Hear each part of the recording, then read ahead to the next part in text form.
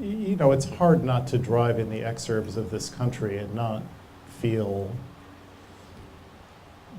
drive in bumper traffic in the exurbs of this country and not feel, you know, maybe it'd be better to have less people. I mean, I'm not volunteering to be removed from the face of the earth for that program, although I will be involuntarily soon enough. I mean, it starts with,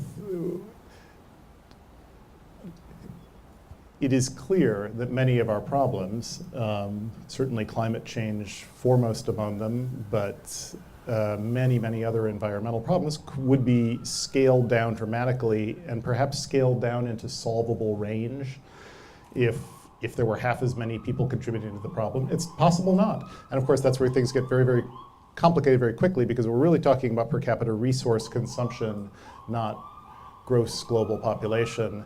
And that's one of the many reasons why this is an unpalatable conversation, and why everyone, pretty much across the board, except for a few cranks like Walter, have tacitly agreed we're not going to talk about that.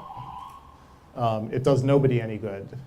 Nobody really, it's like left or right, green or brown. Nobody really likes to talk about the issue because everybody, it's a tar baby. It makes everybody look bad, which is, again, sort of catnip to the novelist.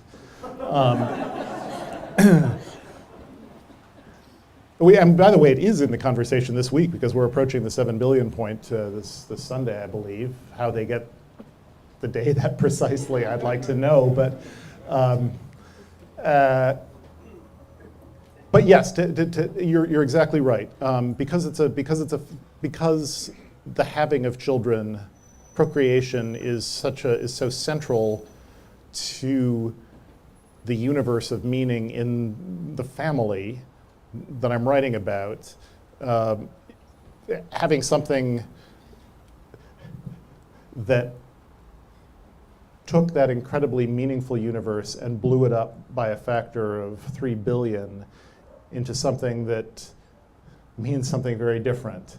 Everyone is making their own rational choice about how to have a meaningful life, and for many people that involves having lots of sex and having some kids. And